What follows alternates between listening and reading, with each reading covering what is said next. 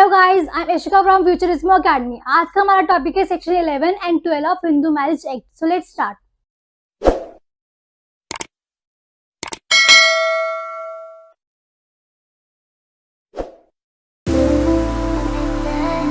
Section 11 हमारा बात करता है वॉइड मैरिज की। अब वॉइड मैरिज क्या है? Void marriage is no marriage, यानी जो वॉइड मैरिज है वो आपकी मैरिज हो गई ही नहीं।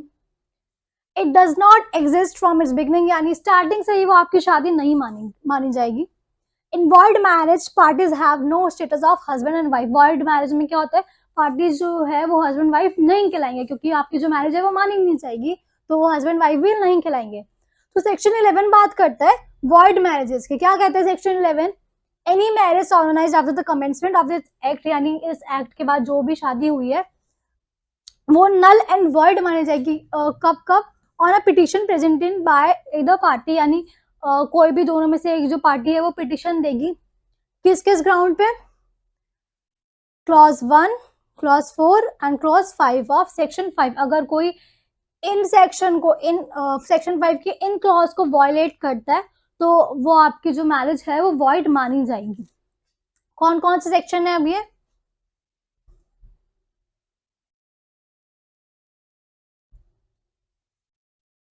वॉइड मैरिज सेक्शन 5 क्लॉज 1 जो कि है बायगैमी का, यानी अगर कोई भी पार्टी या तो हस्बैंड या वाइफ दोबारा शादी करते हैं एक पहले से ही एक हस्बैंड या वाइफ होने के बाद, तब वो बायगैमी के लिए पनिशेबल होंगे। किस में पनिशमेंट है इसके? Section 17 of Hindu marriage act और सेक्शन 494 एंड 495 ऑफ आईपीसी। इन सेक्शन में वो पर्सन जो है वो पनिशेबल होगा। सेक्शन 5 का क्लॉज 4 क्या कहता है? प्रोहिबिटेड रिलेशनशिप की बात करता है, यानी अगर आप अपने प्रोहिबिटेड रिलेशनशिप में शादी करते हो, यानी अपने चाची से शादी कर लेते हो, अपने मामा से शादी कर लेते हो, तो हमारा किस में आता है? प्रोहिबिटेड रिलेशनशिप में आता है। ये पनिशेबल किस में है? Section 18 of Hindu marriage act में इसकी हमें पनिशमेंट दे रखी है। तब मैरिज क्या मानी जाएगी? हमारी वॉइड मानी जाएगी। और सेक्शन 5 के क्लॉज 5 में सपेंडर रिलेशनशिप दे रखा है, यानी अगर कोई सेम पिंड में शादी करता है मदर के 3rd जनरेशन तक और फादर के 5th जनरेशन तक, तब क्या होगा? आपका पनिशेबल होगा under section 18 clause B of Hindu marriage act में। ये होगा हमारा पनिशेबल।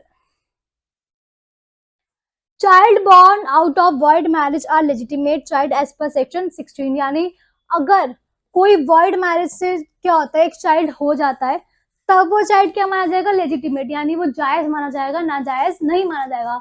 ऐसा किस में लिखा है? Section 16 of Hindu marriage. कब अमेंड हुआ था ये? 1976 में।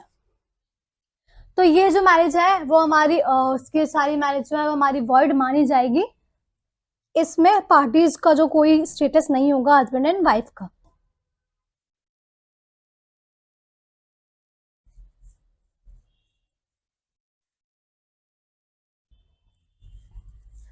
इन case of bigamy the first wife can not file petition. अब अगर कोई पर्सन, जैसे एक हस्बैंड ने बाइगैमी कमिट कर दी, तो जो उसकी फर्स्ट वाइफ है वो पिटिशन नहीं दे सकती बाइगैमी की। It can be filed only either of the party. वो कौन फाइल करेगी? उसकी सेकेंड वाइफ, जिसके साथ उसकी दूसरी शादी हुई है, वो ही बाइगैमी की पिटिशन फाइल कर सकती है। बट जो फर्स्ट वाइफ है वो क्या कर सकती है? डिक्लेरेटरी सूट फाइल कर सकती है under section 9 of CPC with section 34 of special relief act. वो इस में डिक्लेरेटरी सूट फाइल कर सकती है फर्स्ट वाइफ। अब ये केस था यमुना बाई वर्सेस अनंत राव। इस केस में क्या हुआ था? The Supreme Court observed that a second wife is not a wife because second marriage is void of an issue, यानी सुप्रीम कोर्ट ने क्या बोला कि सेकंड वाइफ तो आपकी वाइफ मानी नहीं जाएगी, क्योंकि जो आपकी सेकंड मैरिज है वो तो void है। तो जो सेकंड वाइफ है वो मेंटेनेंस नहीं ले सकती। जो सेक्शन 125 ऑफ सीआरपीसी में दिया है वो इस सेक्शन में मेंटेनेंस नहीं ले सकती, क्योंकि सेकंड वाइफ तो आपकी वाइफ ही नहीं मानी गई। एक और केस था श्रीमती शकुंतला देवी वर्सेस अमरनाथ। इस केस में क्या हुआ था? If there is custom existing is allow the marriage between the parties with the degree of prohibited relationship, then the custom must be fulfill the requirement of valid custom and the existing custom must be reasonable. It should not be against the public policy. क्या कह रहा है ये? कि अगर आपका prohibited relationship में अगर आपका कस्टम अलाउ कर रहा है कि हाँ आपके कस्टम में था कि आप अपने चाचा से शादी कर सकते हो, अपने मामा से शादी कर सकते हो, अगर आपका कस्टम अलाउ कर सकता है तो आप की जो मैरिज है वो वैलिड मानी जाएगी, वो वॉइड नहीं मानी जाएगी। तो ऐसा शकुंतला देवी वर्सेस अमरनाथ केस में हुआ था। बट जो आपका वो जो कस्टम है वो पब्लिक पॉलिसी के अगेंस्ट नहीं होना चाहिए, कुछ ऐसा कस्टम नहीं होना चाहिए जो पब्लिक पॉलिसी को वायलेट करता है।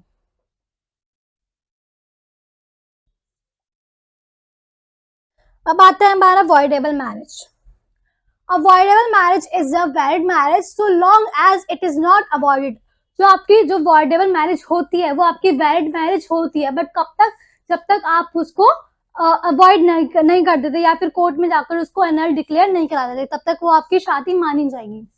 It can be avoided only on the petition of one of the party to the marriage, but if the party does not file the petition for annulment of marriage, the marriage will remain valid। क्या कह रहा है ये जो voidable marriage है वो कैसे avoid होगी? जब कोई भी दोनों में से कोई भी पार्टी कोर्ट में जाके पिटिशन दे दे। बट अगर दोनों में से कोई भी पार्टी पिटिशन नहीं देती अपनी मैरिज को वॉइडेबल कराने की, एनल्ड ना कराने की, तो मैरिज आपकी मानी जाएगी, वो वैलिड कहलाएगी। तो सेक्शन 12 में हमारा वॉइडेबल मैरिज कौन कौन से क्लॉज दे रखे हमें जब जब हमारी मैरिज वॉइडेबल होगी। First impotency, second contravention of section 5 का क्लॉज 2 यानी मेंटल हेल्थ, या फिर कंसेंट बाय फोर्स और या फ्रॉड, या फिर डी प्रेगनेंसी। तो इन केसेस में क्या होगी? हमारी मैरिज वॉइडेबल होगी। तो ये है वॉइडेबल मैरिज के 4 क्लॉज। तो इनको अब हम आगे डिटेल में पढ़ेंगे। Child born out of voidable marriage are legitimate child as per section 16 of Hindu marriage act. यानी अगर voidable मैरिज से कोई चाइल्ड हो जाता है तो वो लेजिटिमेट माना जाएगा। ऐसा कहाँ लिखा है? Section 16 of Hindu marriage act में। अब एक केस था भारता माता वर्सेस आर विजय रेगांथन। इस केस में क्या होता? Child born out of relationship can not claim benefit of section 16 of Hindu marriage act. अगर दो पर्सन है वो लिव इन रिलेशनशिप में रह रहे हैं, यानी वो हस्बैंड वाइफ नहीं है बट साथ रह रहे हैं और उनका एक चाइल्ड हो जाता है, तो वो चाइल्ड जो है वो सेक्शन 16 का बेनिफिट नहीं ले पाएगा। अब सेक्शन 12 का क्लॉज 1 का सब क्लॉज ए बात करता है हमारा इम्पोर्टेंसी की। इसका मतलब, इम्पोर्टेंसी का मतलब inability to perform sexual intercourse either by the husband और वाइफ, यानी या तो वाइफ या फिर हस्बैंड क्या नहीं कर पा रहे हो? सेक्सुअल इंटरकोर्स नहीं कर पा रहे हो, कोई प्रॉब्लम हो, तो उसको क्या बोलते हैं? Impotency. If husband is important at the time of marriage, then marriage become voidable। अगर जो हस्बैंड है वो शादी के टाइम पे, जब शादी हुई है उस टाइम पे ही वो इम्पोर्टेंट है, तो वो शादी क्या आएगी? आपकी voidable मानी जाएगी। बट अगर वो शादी के बाद इम्पोर्टेंट होता है तो उसके लिए कोई भी पिटिशन फाइल नहीं होगी। सेक्शन 12 क्लॉज 1 का सब क्लॉज बी क्या कहता है? वायलेशन ऑफ सेक्शन 5 के क्लॉज 2 की बात करता है। अगर कोई सेक्शन 5 के क्लॉज 2 को वायलेट करता है तब आपकी मैरिज वॉइडेबल मानी जाएगी। अब सेक्शन 5 के क्लॉज 2 क्या कहता है? आइदर हस्बैंड या वाइफ, यानी हस्बैंड या फिर वाइफ क्या करता है? Incapable of giving valid consent because of unsoundness of mind, यानी वो अपनी कंसेंट नहीं दे पा रहा शादी के लिए वैलिड, क्योंकि वो इनसेन है या फिर मैड है, इस वजह से। Capable of giving valid consent, यानी वो अपनी कंसेंट तो दे रहा है but unfit for marriage, marriage के लिए फिट नहीं है।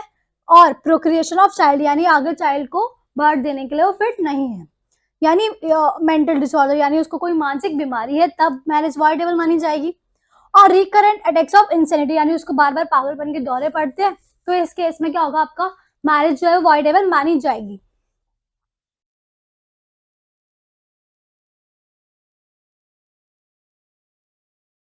अब आता है सेक्शन 12 का क्लॉज 1 का sub clause C.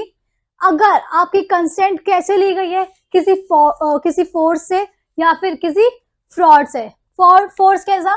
Physical force और थ्रेट, यानी बंदूक, सर पे बंदूक रख दी और बोला मेरे से शादी कर। अगर इससे ऐसे आपकी कंसेंट ली गई है तब वो मैरिज वॉइडेबल होगी।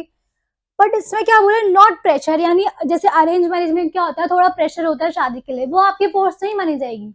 बट अगर आप थ्रेट देते हो इंजरी का, किसी मैं आपको ये कर दूंगा, चाकू मार दूंगा, ये कर दूंगा, कोई धमकी देते हो, तो वो किस में आएगा? फोर्स में। अगर आपकी कंसेंट फोर्स से ली गई है तब मैरिज वॉइडेबल होगी। Second, fraud. अगर कोई पर्सन किसी के साथ फ्रॉड कर देता है, फ्रॉड किस तरीके का? नेचर ऑफ सेरेमनी, यानी for example nature of ceremony का एग्जाम्पल, जैसे आप शादी कर रहे हो, आपने बोला कि एक छोटी सी पूजा हो रही है उसको साथ लेकर, बट वहां पे जाके आपने शादी कर लिया, आपने उस सेरेमनी का नेचर छुपाया कि आप तो एक्चुअली शादी कर रहे हो बट आपने झूठ बोला कि हाँ एक छोटी सी पूजा है मंदिर में इसलिए साथ चलो, तब। या फिर मटेरियल फैक्ट, कोई ऐसे मटेरियल फैक्ट जैसे आपने उससे एज छुपाई, फॉर एग्जाम्पल आपने कोई पर्सन है उसने क्या करा, गर्ल से एज छुपाई कि उसकी एज तो 13 है बट एक्चुअली इसकी एज कितनी होती है 40, तो ये किस में आएगा, हमारा फ्रॉड में आएगा। Concealment of age, financial status, यानी आपने बताया कि मैं तो बहुत अमीर हूँ, बाद में पता चलता है कि आपके पास तो पैसे ही नहीं है बिल्कुल भी, तब। या फिर कास्ट, आपने बोला कि मैं तो हिंदू हूँ बट बाद में पता चलता है आप मुस्लिम हो, तो इस केस में ये क्या आएगा, फ्रॉड में। या फिर सर्कमस्टांसेस ऑफ द रेस्पोंडेंट, यानी रेस्पोंडेंट ने ऐसे सर्कमस्टांसेस क्रिएट कर दिए कि उसके पास कोई ऑप्शन ही नहीं बचता शादी करने के अलावा, तो इस केस में क्या होगा, मैरिज हमारी वॉइडेबल होगी। बट अब सेक्शन 12 का क्लॉज 1 का सी पार्ट में हमारे कुछ वो दे रखे हैं, जो कि हमारा 12 क्लॉज 2 के सब क्लॉज ए में है। फर्स्ट क्या है, petition presented with in the 1 year of discovery of fraud, force और ये फ्रॉड, जो इसकी पिटिशन होगी, जो पिटिशनर जो इसकी पिटिशन देगा वो 1 साल के अंदर ही आ जाने चाहिए शादी के, कि उसने मेरे साथ कुछ फ्रॉड करा है या फिर फोर्सफुली शादी करी है, तो वो 1 साल के अंदर ही होनी चाहिए। Second, petitioner must not within his or his consent continue to live with respondent after such discovery। petitioner जो है वो ये नहीं कि उसके साथ उसको पता चल गया कि इसने मेरे साथ फोर्स करा है, फ्रॉड किया है, उसके बाद भी आप उसके साथ रहने के लिए तैयार हो गए और बाद में आ रहे हो कि इसने मेरे साथ फ्रॉड करा है। अगर एक बार आपने रेडी कर दिया कि हाँ आप साथ रह लोगे उसके, तो उसके बाद आप उसकी पिटिशन नहीं ला सकते हो।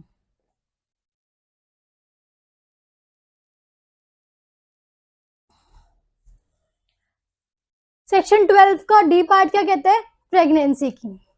Respondent pregnant eight the time of marriage from person other than petitioner, यानी जो गर्ल है वो प्रेग्नेंट है शादी के टाइम पे किसी और पर्सन से जो कि उसका हस्बैंड नहीं है, तो इस केस में क्या होगा, मैरिज आपकी वॉइडेबल मानी जाएगी।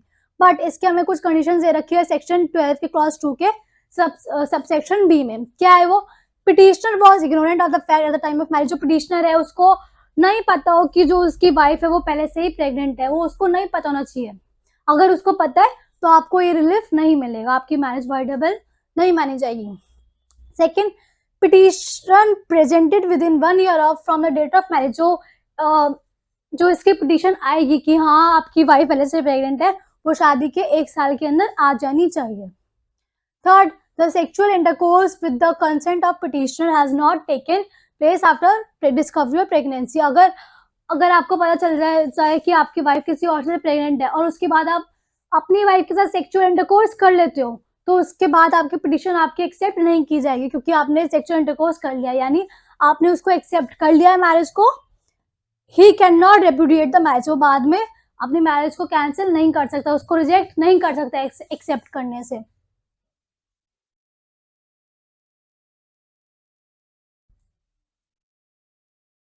अब चाइल्ड मैरिज का हमारा एक छोटा सा क्लॉज दे रखा है हमारे prohibition of child marriage act में, जो कि वॉइडेबल मानी जाती है चाइल्ड मैरिज। क्या कहते हैं, under Hindu marriage act 1955 child marriage is valid but punishable under section 18 clause A of Hindu marriage act. Hindu marriage के अंदर चाइल्ड मैरिज जो है वो हमारी वैलिड है, बट इसकी हमें पनिशमेंट दे रखी है किसमें, सेक्शन 18 के क्लॉज ए में, हिंदू मैरिज एक्ट में। Under Prohibition of Child Marriage Act 2006, child marriage is voidable under Section 5. Prohibition of child marriage act में हमारी चाइल्ड मैरिज को वॉइडेबल कहा गया है सेक्शन 5 में, तो ये चाइल्ड मैरिज भी हमारी क्या मानी जाएगी, वॉइडेबल मानी जाएगी। यानी अगर जो माइनर पर्सन है वो कोर्ट में जाकर इसको अनल डिक्लेयर करा सकते हैं। एक केस था भगवती इलियास रिंगना वर्सेस अनिल चौबे 2007 का, इस 17 का। इस केस में क्या हुआ था, only minor spouse has a right to seek an annulment of the marriage, यानी जो भी जैसे फॉर एग्जांपल यहाँ पे गर्ल है जो कि माइनर है, बॉय नहीं है, गर्ल है जो माइनर है, तो गर्ल ही क्या करा सकती है, मैरिज को एनल डिक्लेयर करा सकती है, बॉय नहीं करा सकता। जो माइनर है, जो गर्ल माइनर है तो वही करा सकती है, अगर बॉय माइनर होता तो वो कराता, बट यहाँ पे जो है वो गर्ल माइनर है, तो गर्ल ही कोर्ट में जाकर उसको एनल डिक्लेयर कराएगी।